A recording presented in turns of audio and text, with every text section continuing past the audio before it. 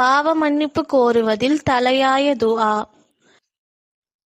அல்லாஹும்ம அன்த ரப்பி லா இலாஹ இல்லா அன்த ஹலக்தனி வ அனா அப்துக வ அனா அலா அஹ்திக வ வஅதிக மஸ்தத்அது. அஊது பிக்க மின் ஷர்ரி மா சனஅது.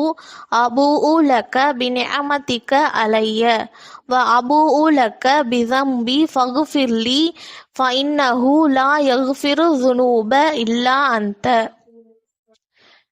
பொருள்: இறைவா, நீயே என் எஜமான். உன்னைத் தவிர வணக்கத்திற்குரியவன் யாரும் இல்லை. நீயே என்னைப் படைத்தாய். நான் உனது அடிமை.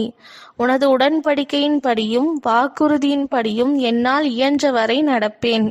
நான் செய்த தீமையை விட்டு உன்னிடம் பாதுகாப்பு தேடுகிறேன்.